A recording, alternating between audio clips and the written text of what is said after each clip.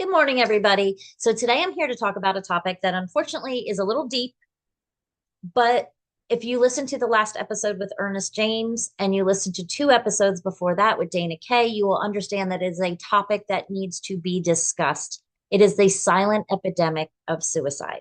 Now, Dana Kay actually had an experience with her brother who unfortunately took his own life.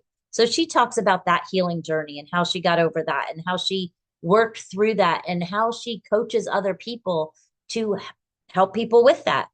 And Ernest James was on the other side of that. Ernest actually had suicidal ideation about himself. So he was contemplating taking his own life. Well, by the grace of God, he's here to talk to us in the last episode about how he got past that and how he got through being at that darkest, deepest place in his life. So because I had those two episodes, I just felt like I left you guys hanging. So you heard these two stories, and there you are. You're just like, okay, what do I do with that information? So I wanted to come on today and talk about the silent epidemic, talk about why, or not necessarily even why, but talk about how we can see the signs if we have a loved one or if we're feeling this ourselves, how we can notice it and how we can help people and how it's so prevalent in the world today. People think, oh, it's not really that big of a deal and it's not happening. Unfortunately, last year, 49,000 people took their own lives. That's one every 11 minutes. So as we're on this podcast, we're losing three more people. And if there was communication and knowledge and no stigma and no shame and openness about this topic and about mental health issues in general, maybe we could have avoided some of those 49,000 deaths. So, what I'm here to do today is to just talk a little bit about a topic that a lot of people don't like to talk about and also show you some warning signs, maybe things that you could look for in your friends or loved ones, or even sometimes in yourself if you find these things popping up in your mind. So, first of all, like I said, 49,000 people. And it's not all older people. It's not all teens and above. They did a study a couple years ago. I remember reading that they interviewed and took a poll of about 20,000 children, age 11 to 13. 25% of those children had contemplated taking their own lives. In the age of 6 to 11, it is actually the eighth leading cause of death. So if you have a child, you have a niece, you have a nephew, you are a clergyman at a church or whatever, and you're around young children, do not dismiss this because you think it's only older people or, there's a lot of statistics that have different groups. Veterans, unfortunately, are one that are heavily hit with suicidal ideation and the suicide rates are high. There's different industries, but it's also our children. So do not dismiss this. So, like I said, why? Why is it a silent epidemic? Why don't people talk about it? Um, One, there's a lot of shame and stigma wrapped up around it. So, I had a friend, and her daughter actually took her own life, and she wouldn't tell anybody. It was just quote unquote an accident. And I kept saying, you know, why don't you talk to people? Why don't you go to a group? There are people out there that understand this has happened to so many other people. There's unity in collaboration in knowing and understanding and talking to those same people. And she had so much shame wrapped around it. She felt like she was a bad mom. She felt like it was her fault. She felt like she never wanted to tell anybody. Well, unfortunately, that's how her daughter also felt. She was struggling. She was having mental health challenges. She was getting these feelings for a long time, apparently, but she felt that there was too much shame and she felt that she couldn't come forward and talk to people. So we have this lack of communication. And it's culturally, it's all over the place. Vulnerability used to be a sign of weakness. You had to suck it up, buttercup. You couldn't tell people what you were going through. You couldn't tell people the challenges that you faced. Well, I'm calling BS on that because we have to talk about our problems. We have to talk about things. And if we just had a little more communication, then maybe we would understand. If we could normalize the conversations about how we're feeling and the fact that we might be feeling horrible, then people wouldn't judge us because at the end of the day, guys, we all have these feelings. We all have thought this, or we all know somebody that has thought these things. So let's just normalize that conversation. The other thing is if you are going through these feelings of depression and isolation and this rock bottom, gut wrenching, just feeling of hopelessness and helplessness, you don't want to be a burden to other people. So you think that you would be better off, or people would be better off without you. And they don't want to bother friends and family. And so what do? They carry that weight alone. And we all know you cannot carry that weight alone. The other thing is something called imposter syndrome. Now, I know if you're out there in the business world, you think of imposter syndrome as maybe not being as good as you say you are, not being able to hold up to what you say you're doing, or not good enough to be serving your clients in different ways. Well, when you have someone that is struggling with depression or anxiety or these feelings of helplessness, they just believe that their pain isn't worth it. It's not valid, that, other people have it worse than them. And because of this negative mindset and because of this belief, they keep ignoring it because they don't feel that they are worthy, or they feel that they are undeserving of help or any kind of sympathy or empathy. And the other thing is just a lack of awareness and resources. Although now we're in a good place. I like to say that we're in a place where the mental health struggles and mental health issues are becoming a more widely accepted conversation, but there's still not a lot of resources. People see someone and they know they're struggling. They don't know where to send them. There's still a little bit of shame and a little bit of stigma wrapped up around, normal quote unquote people going to therapy. And sometimes that dissuades them from going to get help, especially if you're in an underage situation. A lot of parents, they're embarrassed to take their children and say that they're struggling, or they don't think, children go to therapy. So a lot of that is just the lack of awareness and resources. The other thing is a lot of the social media pressure. So we look online and we see everybody smiling, laughing, making $1 million, thinking they're these great people and everything is happy. And we tend to strive for this type of perfection, where in reality, it's a mask and it's a facade. When you see somebody on TV laughing and joking and smiling, or on YouTube, you don't know what's going on behind the scenes. And we are so trained to come across as this beautifully fit, perfect, happy being, that if people don't feel like that, they don't feel that they can talk, because they feel like they're not, I guess, stepping up to the standards of the norm. And let me tell you something, what's happening behind the scenes, I promise you, is probably a little different than what you see on the screen. The other thing is that depression distorts reality. Let's face it, when you are severely depressed, and 95% of all people that took their own lives were suffering from some kind of mental health struggle, depression being one of the biggest ones. But when you're depressed, you have this distorted version of how you see the world, and also how the world sees you. So in that, it's how you see themselves. So a lot of times they don't really recognize the severity of their feelings.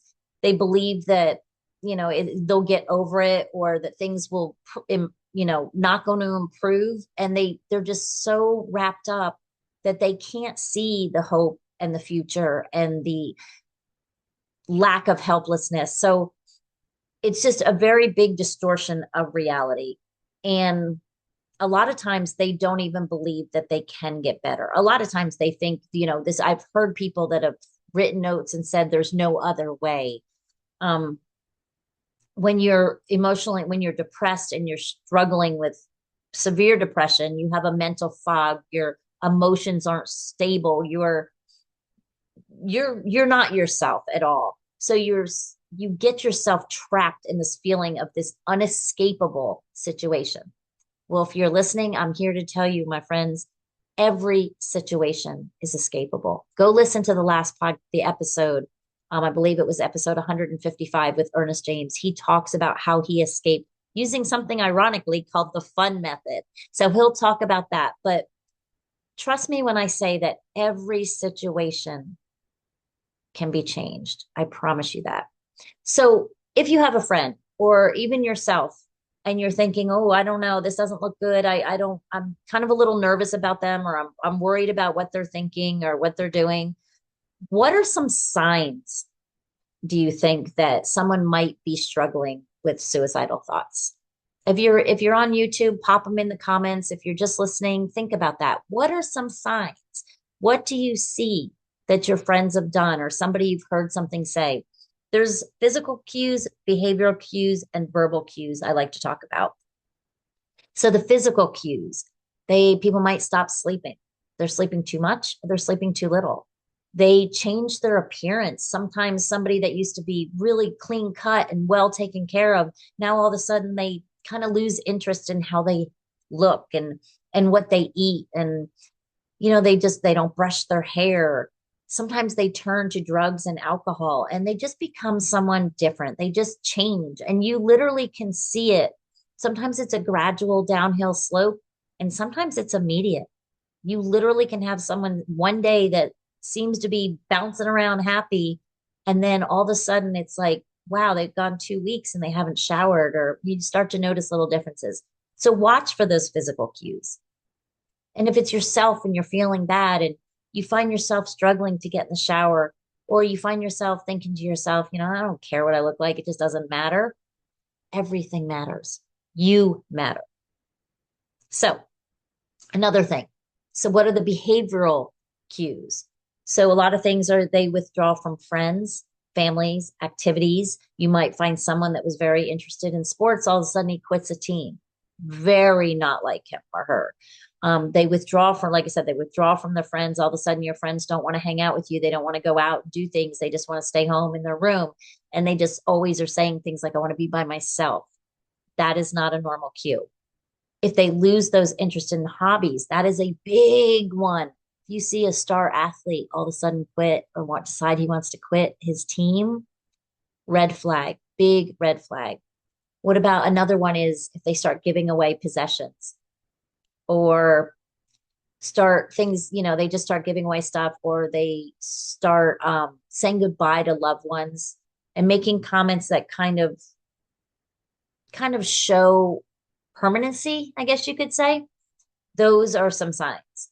Another one, they start acting recklessly. And you might even make a comment to them like, whoa, what are you doing? You're going to kill yourself. And there's no reaction.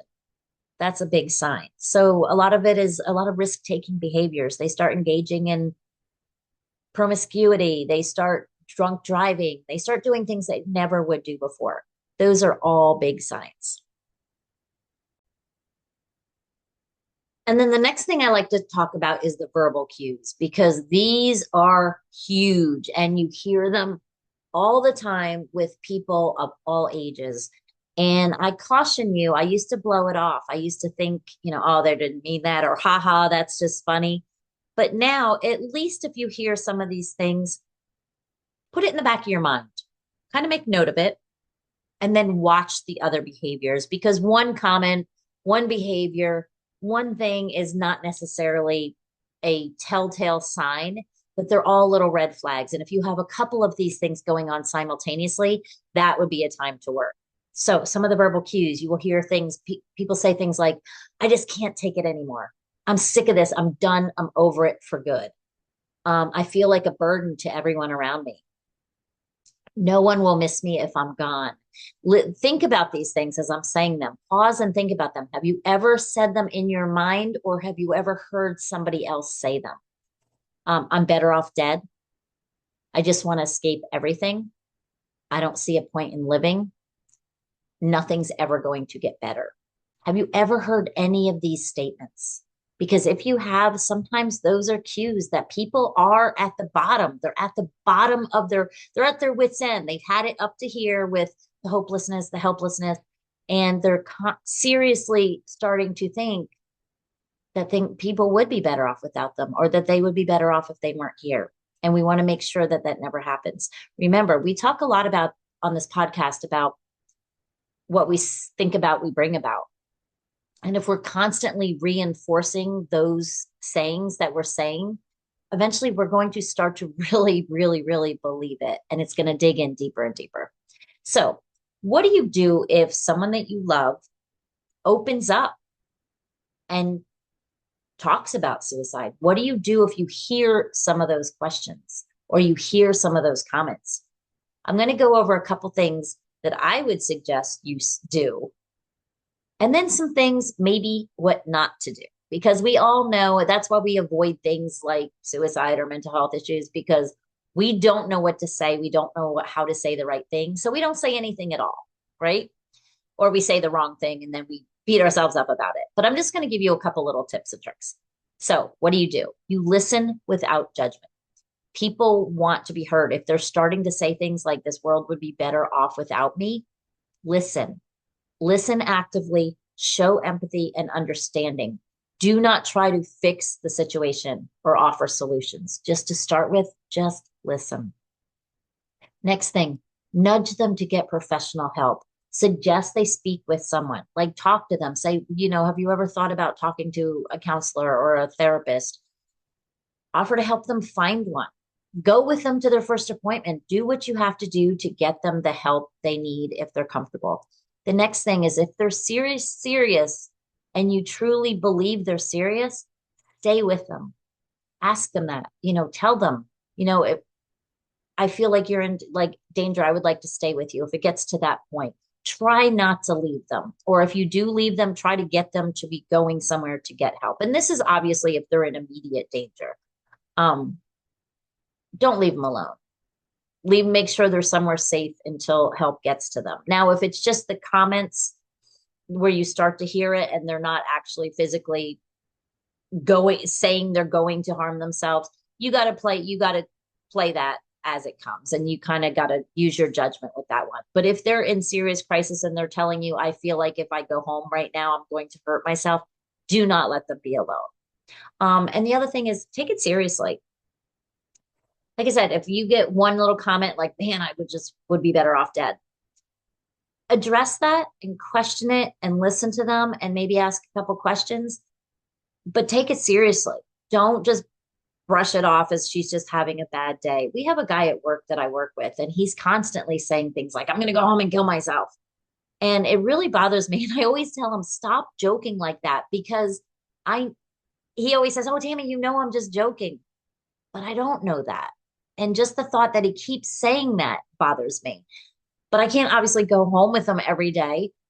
But if people are making those comments, have a girlfriend, have a spouse, have somebody watch that person if you can't be the one to do it, if you can't be the friend. Because sometimes, yes, they might say, I'm just saying that, or I'm just joking. But if they're saying it, they're thinking it. So that's a couple things that you can do. Now, on the flip side, and we all want to know, what are the things not to do? Because we don't want to do the wrong thing. These are people's lives we're dealing with. We don't want to be that person that does the wrong thing. So do not minimize their feelings, whatever you do. Completely avoid situations like, get over it, you'll get over it. Others have it worse than you. It can't be that bad. And these are all the things I heard actually when I was 16 and was contemplating suicide. And that did not make me feel any better. It literally made me feel even more unheard, more misunderstood, and more helpless and hopeless. So do not minimize their feelings. Also, don't offer false reassurance. Just if they're in the despairs and they're literally contemplating taking their life, just saying to them, everything's going to be fine, everything's going to get better. It's not that bad, or, oh, it could be so much worse. You don't want to offer that, because what this really just does is it just invalidates their emotions. It makes them feel like what they're feeling is not important at all. And it's just cliche. It just sounds cliche to them. And honestly, it makes them angry, believe it or not. I know, if you're feeling you want to take your life and someone just says to you, everything will be fine, it feels almost sarcastic, and it honestly makes you a little angry. I've been there. So that's just the kind of things that you don't want to say to them. The other thing is, don't argue with them. Don't tell them they're wrong for feeling the way they are. And don't tell them they're being too dramatic. Don't tell them, oh, you don't really feel like that.